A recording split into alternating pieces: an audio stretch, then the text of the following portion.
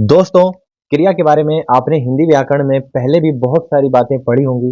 जैसे क्रिया की परिभाषा, क्रिया किसे कहते हैं, क्रिया के भेद कितने होते हैं, सकर्मक क्रिया, अकर्मक क्रिया, संयुक्त क्रियाएं, प्रेरणार्थक क्रियाएं, कृदंत क्रियाएं और बहुत सारी बातें। लेकिन दोस्तों, आज मैं आपको वो सब नहीं पढ़ाने जा रहा हूँ, क्योंकि आज का जो हमारा विषय है वो है क्रिया का पक्ष।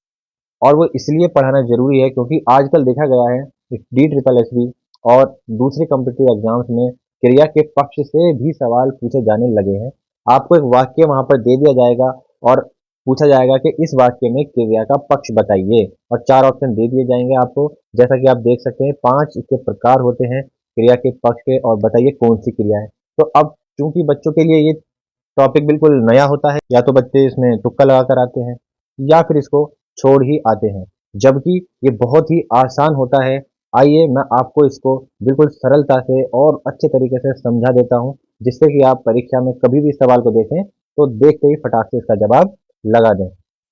दोस्तों, आपने क्रिया के काल के बारे में पढ़ा होगा पहले भी। क्रिया के जो काल होते हैं वो ये बताते हैं कि क्रिया के घटित होने का समय क्या है, वर्तमान है, भूत है या भविष्य है।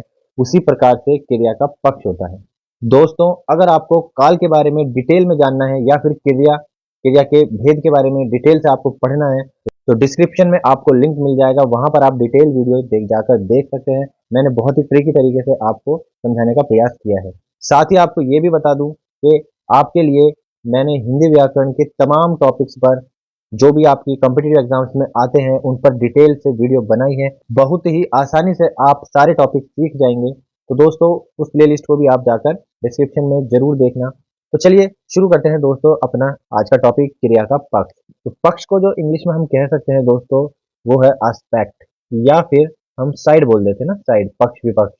तो अब इसकी परिभाषा देखते हैं। क्रिया के जिस रूप से क्रिया की प्रक्रिया, यानी क्रिया कैसे हो रही है, उसका स्वरूप क्या है, उसका भाव क्या है, उसका होने का ढंग क्या है, या उसकी प्रकृति क्या है, जब इन सब चीजों की हमें जानकारी मिलती है, इन सब चीजों का बोध होता है, तो उसे हम क्रिया का पक्ष कहते हैं। परिभाषा समझ में नहीं आई ना दोस्तों? कोई बात नहीं, मुझे भी समझ में नहीं आती जब मैं पहली बार किसी टॉपिक को पढ़ता हूँ। लेकिन दोस्तों, मैं आपको अभी उदाहरण के साथ इसके सारे प्रकार समझाऊंगा, तो आपको इसके बारे में सारी बातें समझ में आ जाएंगी। तो दोस्तों, इसके 5 प्रकार मुख्यतः होते हैं: आरंभ द्योतक, पूर्णता द्योतक, सातत्य द्योतक, नित्यता द्योतक और स्थिति द्योतक।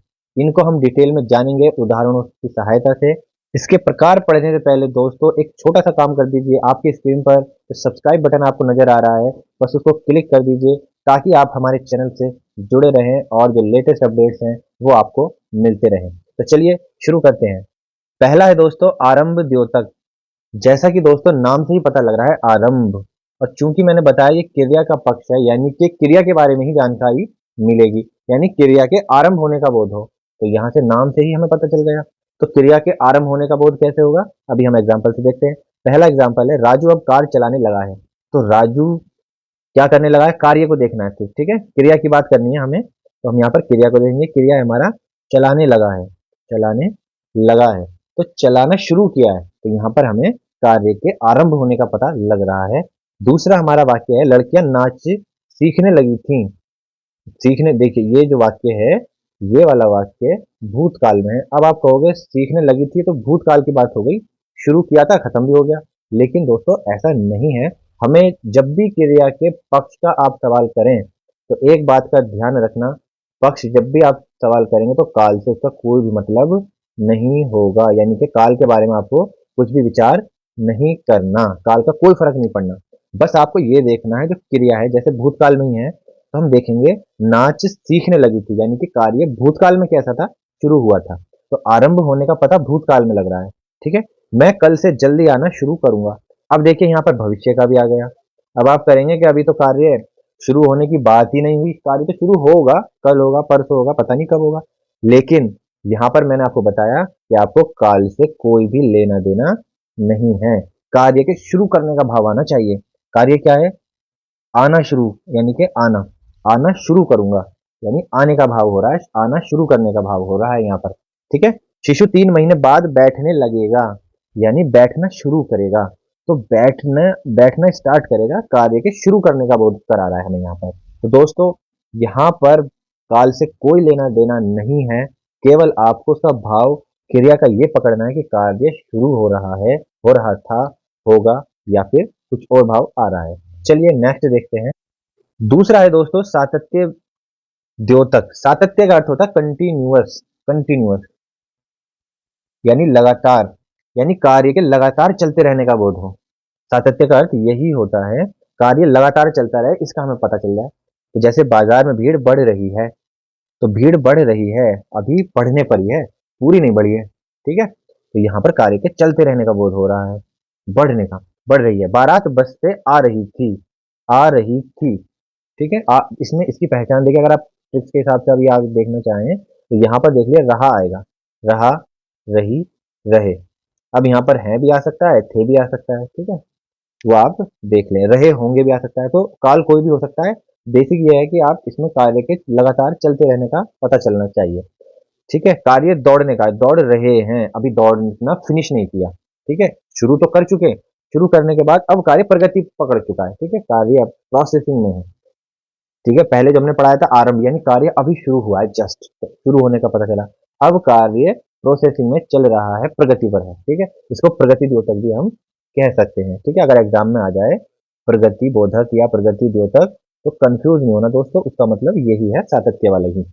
नेक्स्ट है यहाँ पर मच्छर क्यों भिन भिना रहे। अब देखिए यहाँ पर प्रश्नवाचक भी आ गया, तो यहाँ पर आपको ये चीजों से कंफ्यूज नहीं होना, ठीक है। आपको केवल और केवल क्रिया को ही देखना है, भिन भिनाना, तो भिन भिना रहे हैं यानी अभी भिन भिना रहे हैं, भिन भिना के रुके नहीं है, भिन भिनाना खत्म नहीं हुआ है। तो इस तरह के यहाँ पर उदाहरणों से आप समझ रहे होंगे। इसको दोस्तों हम अपूर्णता द्योतक भी कह सकते हैं, क्योंकि कार्य हमारा पूर्ण नहीं हुआ है। इसको हम क्या कह सकते हैं, अपूर्णता बोधक। बोधक हो सकता है, द्योतक शब्द यहाँ पर आपको मिल सकता है, मूलक शब्द यहाँ पर आपको दिखाई दे सकता है। तो आप कंफ्यूज नहीं होना, कुछ भी यहाँ पर आपको दिखाई दे सकता है, भाव यहाँ पर आप समझ लीजिए। तो इसको हम सातत्य, प्रगति द्योतक या अपूर्णता द्योतक या बोधक या मूलक कह सकते हैं। चलिए हम आगे बढ़ते हैं। तीसरा है हमारा पूर्णता द्योतक। देखिए सबसे पहले तो कार्य शुरू हुआ, फिर कार्य प्रगति पर था, अब बात करेंगे कार्य अब पूरा हो गया, यानी क्रिया के जिस रूप से कार्य के पूर्ण रूप से समाप्त होने का बोध हो। यहाँ पर क्या हुआ, हमारी जो कार्य है, क्रिया है, वो पूरी हो चुकी है, कार्य पूरा हो गया है, तो पूर्णता द्योतक। अब उदाहरण देख लेते हैं। यह पाठ शिक्षक ने पढ़ा दिया है, यानी पाठ जो है वो पढ़ाकर खत्म कर दिया है, कार्य पूर्ण हो गया, इसका मतलब पूर्णता द्योतक।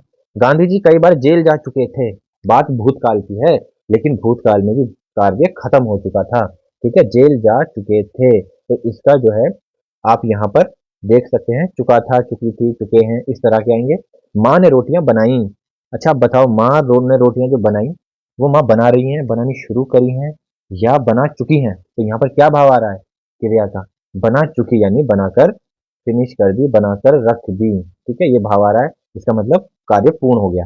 क्या छात्र परीक्षा दे चुके होंगे, यहाँ पर भी देखिए, वैसे तो ये भविष्य काल का यहाँ पर उदाहरण है, लेकिन भविष्य काल में भी संभावना क्या है, कि कार्य समाप्त होने की संभावना, ठीक है। भविष्य काल तो अपने आप में ही संभावना वाला होता है, क्योंकि अभी तो घटित हुआ नहीं है, लेकिन उसमें भी कार्य के पूरा खत्म होने की बात हो रही है, परीक्षा दे चुके होंगे, खत्म कर चुके होंगे। तो दोस्तों इस तरह से आप समझ सकते हैं। चलिए अब अगला देखते हैं। चौथा है दोस्तों नित्यता द्योतक या आवर्ती मूलक। नित्यता का अर्थ होता है, नित्य का अर्थ होता है जो काम नित्य होता है, यानी बार बार होता है, एक ड्यूरेशन के बाद होता है, एक टाइम पीरियड के बाद होता रहता है, रुकता नहीं है, ठीक है। जो अभी सत्यता बताया सातत्य वाला, वो तो कार्य प्रगति पर है, कार्य अभी चल रहा है, ठीक है। और नित्य कार्य का मतलब वो कार्य रिपीटेडली होता है, रिपीटेडली, दोनों में अंतर है। अब जैसे मैं साइकिल चला रहा हूँ, तो मैं साइकिल चला रहा हूँ, साइकिल मैंने रोकी नहीं है, प्रोसेसिंग में। अब मैं बात करूँ, मैं साइकिल रोज चलाता हूँ, तो चलाता हूँ यानी नित्य है ये, मैं रोज चलाता हूँ साइकिल, तो दोनों में अंतर है, वो आप देखना। या इसको आवर्ती, यानी एक आवर्ती है हमारी, एक कंटिन्यूटी से हम इस काम को एक आवर्ती में करते हैं, ड्यूरेशन में करते हैं। एक दिन में भी कर सकते हैं, एक दिन में कई बार भी कर सकते हैं, 2 दिन में भी कर सकते हैं, एक हफ्ते में भी कर सकते हैं, तो वो उसकी फ्रीक्वेंसी कुछ भी हो सकती है। तो क्रिया के जिस रूप से क्रिया के नित्य होते रहने का बोध हो, यानी क्रिया होती ही रहती है। जैसे पिताजी प्रतिदिन सवेरे नहाते हैं, ये पिताजी का क्या है, रूटीन है। जितने भी हमारे रूटीन है वो सारे नित्यता द्योतक हैं, क्योंकि हम जब हम सुबह उठते हैं, हम शौचालय जाते हैं, हम ब्रश करते हैं, हम नहाते हैं, हम विद्यालय जाते हैं, हम पढ़ाते हैं, जो भी करते हैं वो हमारा सारे वाक्य नित्यता द्योतक या आवृत्ति मूलक होंगे। बचपन में भैया मुझे डांटते थे, यानी कि ये भैया ये करते थे, एक फ्रीक्वेंसी में डांटा करते थे। 2 दिन में, 4 दिन में, 6 दिन में, जब भी डांटते होंगे मतलब वो मुझे डांटते थे, ये उनका काम था। तो यहाँ पर नित्यता का बोध हो रहा है। सभी ग्रह सूर्य की परिक्रमा करते हैं, तो ऐसा तो नहीं है सूर्य की परिक्रमा कर ली फिर रुक गए, फिर कर ली फिर रुक गए, नहीं, वो काम नित्य करते हैं, वो परिक्रमा चलती ही रहती है। ठीक है। वह अक्सर मुझे याद करता होगा। तो देखें यहाँ पर, याद करता होगा, कहीं दूर है कोई, किसी का प्रेमी हो सकता है, प्रेमिका हो सकती है, तो उसके लिए ये कहा जा रहा है कि वह अक्सर मुझे याद करता होगा, यानी कि याद करना जो है हमारा कार्य, वो भी कैसा हो रहा है, फ्रीक्वेंसी में हो रहा है, रिपीटेडली हो रहा है। जब भी कोई काम रिपीटेडली हो, बार बार हो, तो हम वहां पर क्या देखते हैं, नित्यता द्योतक या आवर्ती मूलक हमारा वहां पर क्रिया होती है। चलिए आगे बढ़ते हैं। पांचवा है दोस्तों स्थिति द्योतक। यहाँ पर स्थिति यानी कि पोजीशन या अवस्था, स्थिति के बारे में पता लगेगा। क्रिया के जिस रूप से किसी व्यक्ति या वस्तु की स्थिति या अवस्था का बोध हो। ठीक है। जैसे मैं एक शिक्षक हूँ, तो मेरी अवस्था है, मैं एक शिक्षक हूँ, वह एक डॉक्टर है, तुम मेरे भाई हो, तो इस तरह के जो होंगे वो हमारी अवस्था बता रहे हैं। दूसरा, विद्यार्थी कक्षा में बैठे हैं, तो बैठे हैं जो हमारी क्रिया है, बैठे हैं, यहाँ पर विद्यार्थियों की स्थिति के बारे में बता रहा है। अगला है चूहे बिल में छिपे छुपे होंगे, यानी छुपे होंगे हमारी जो क्रिया है, इस क्रिया के बारे में हमें पता लग रहा है चूहों की स्थिति, चूहे कहाँ छुपे होंगे, तो यहाँ पर हमें पता चल रहा है। तो स्थिति द्योतक। गिलास मेज पर रखा था, तो रखा था, क्या रखा था, गिलास, यानी कोई वस्तु के रखे होने का स्थान पता लग रहा है, तो यहाँ पर भी क्या होगा, स्थिति द्योतक होगा, स्थिति मूलक होगा। तो मूल रूप से यही इसके 5 प्रकार होते हैं। यही शब्द आपको तोड़ मरोड़ के परीक्षाओं में दिखाई देंगे। चलिए अब हम अभ्यास कर लेते हैं। अभ्यास के लिए हमने आपको कुछ प्रश्न दिए हैं, उन्हें देख लेते हैं। यहाँ पर 5 प्रश्न दोस्तों मैंने आपके लिए दिए हैं। जैसे बचपन में मैं ट्यूबवेल में नहाता था। गांव जब हम जाते थे, तो ये मैं अपने ही प्रश्न बता रहा हूँ, अपने ही जीवन पर आधारित। तो जब हम गांव जाते थे तो वहां पर हम ट्यूबवेल में नहाते थे। ठीक है, जब भी जाते थे। तो आप बताइए क्या बता रहा है।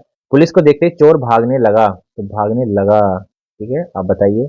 मोर नाच रहे हैं, चिड़िया डाल पर बैठी थी, स्थान का पता चल रहा है। अब बारिश रुक गई है, कार्य पूरा हो गया। तो दोस्तों आप इनके उत्तर कमेंट बॉक्स में जरूर लिखना।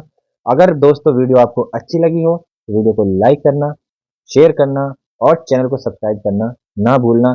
जल्द मिलेंगे आपसे फिर एक और नई वीडियो के साथ, तब तक के लिए जय हिंद।